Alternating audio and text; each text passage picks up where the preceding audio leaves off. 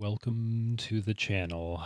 I am Hominid Digital. Today we're going to do something a little bit different. I was thinking a while back of doing a new series in which I read passages from a book I got a while back that relates to the N64 and the amazing games that were built for that strange, awesome console. And yeah, I reached out to a company known as Bitmap Books, who makes some just amazing, beautifully designed, hardbound books about games. And one of the books they made is the N64, the unofficial N64, a visual compendium. And this has like interviews with different developers and reviewers from the time and people who worked at Nintendo at the time. I've been enjoying reading through it, and I thought, why not read some passages from it? And before I risk making this intro too long, I'll just get into it. So here is the book. It is, as I said, just a beautifully designed book, and I love the love and attention that they put into it. And the as someone who grew up with retro, what are now very almost antique retro consoles at this point, it's good to see them still getting some love and attention after all these years.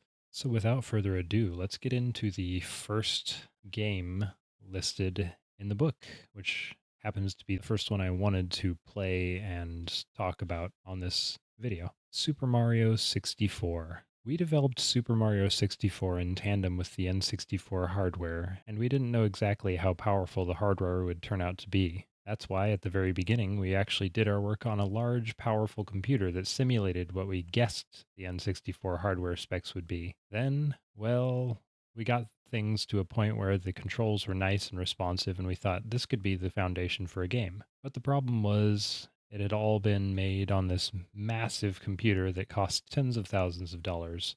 No one yet believed that we'd be able to make something like this on a little $250 machine like the 64. However, once the N64 prototype was finished and delivered to us, we saw that it handled the movement and controls almost perfectly. That was the moment we first realized that this was going to work, so we quickly dashed off a planning spec sheet for the game. When the staff saw how long it was, they said they'd been lied to. No one told them they would have to make this massive game. That's how we make games at Nintendo, though. We get the fundamentals solid first, then do as much with that core concept as our time and ambition will allow. That's a quote from Shigeru Miyamoto, the director at the time. If you're an older fan of Nintendo, you no doubt know who Shigeru Miyamoto is. I hope I'm not saying his name too incorrectly.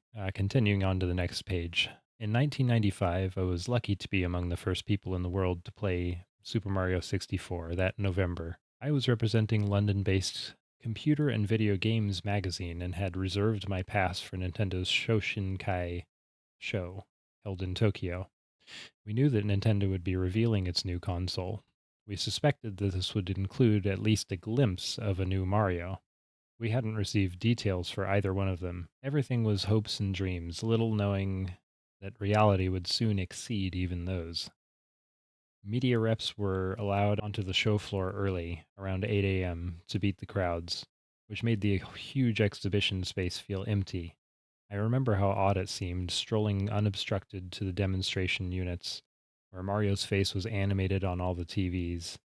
It looked great, like many promos that everyone knew were never representative of any game, except it was. And, as we all know now, it was soon to get so much better.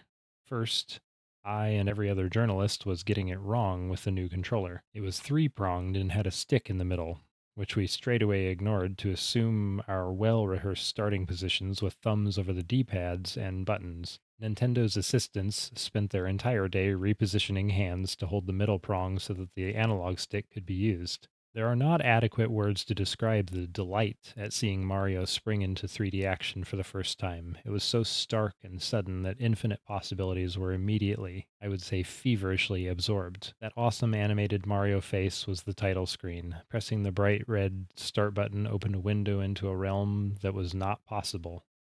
Instead of gazing onto Mario World, I was hovering over his shoulder right there inside it. My limitations were no longer left and right. I could go with him up mountains, into caves, under the water, in all the directions that Mario's acrobatic avatar could run. Jump, spin, swim, or club. Super Mario 64 was huge, colorful, and wonderful. Control was perfectly responsive, felt intuitive, rewarding every ounce of curiosity gushing from the core of my childhood being. I remember telling a hotel porter that I'd played the new Mario that day and had a bag full of photographs and materials to prove it, like some UFO nutter, but the truth was out there. It's a quote from Paul Davies, a game journalist. So yeah, I grew up with Nintendo and Super Nintendo, and then eventually the N64. But long before the N64 came out, I remember seeing promotional materials on cereal boxes. I think it was a certain famous round donut shaped cereal, not the one with all the fruity flavors, but the other one that didn't have all that fruity flavor on it. And I remember seeing this early footage of the icy world and the penguins. And they were a simpler design of the penguins, and it showed Mario standing there, and I just sat there marveling over that box. I think I even saved it when I was a kid. Like I held on to that box for, I mean, who knows how long. I tended to destroy a lot of stuff that I had as a kid, even even though I loved it. I was not a preserver of cool things back then. I was just obsessed with it to the point of wearing it out, whatever it was. And yeah, when the game finally, when I finally did get my hands on Mario 64, I was stunned by it. And, you know, obviously, and this will happen with every few generations, the graphics are nowhere near impressive now, but the gameplay, the world, the everything about it was just so amazing and perfect, except for that one little enemy being the camera that just wouldn't quite work right. But you got around that if you really loved the game. It was not a bad enough problem to prevent you from enjoying the game. But just the huge amount of worlds, the verticality of them, the fact that you could explore in any direction, like that journalist was saying, they weren't limited to left, right, up, down. You could now wander around the map fully in three axes. It's just, yeah, it was such a delight to be a part of that.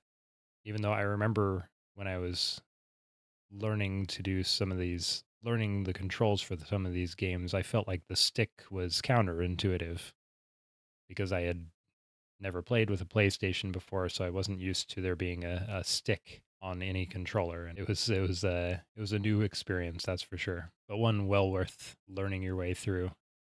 And that game, honestly, I mean, yes, the graphics aren't the best nowadays, but it still holds up and it's still a lot of fun. And if you can get your hands on a copy of Super Mario 64, then I highly recommend checking it out. And to conclude this video before it ends up getting too long and I gush too much about this, I want to say that I'm very happy to have lived at a time where I was able to experience something like that, and that I was lucky enough to be able to afford a console, because not everyone could. And we certainly weren't a wealthy family, but we managed to get our hands on one of those, and my life was never the same once I discovered gaming, and especially with the 64. That was my world as far as I was concerned. So with that, I think we've come to the end of this video, and yeah, I will be doing more of these videos and reading more passages from this book. I have a little over 70 titles for the N64, so I won't be reading the entire book, but I will be reading a passage from the book about each game, and then I will talk a little bit about it, my experience with it, if I had any when I was younger, and what I think of it now. Oh, and I want to thank Bitmap Books again for allowing me to do this. They're not sponsoring me, but I have their permission to use this, so I'm very thankful to them for allowing me to make their book a part of this video series, because I think it really adds a lot to it to have some of this behind the scenes context from people who have participated in the industry and not just me as another fan talking about it. So thank you again, and be good to yourself, be good to each other, and have a good day. Bye bye.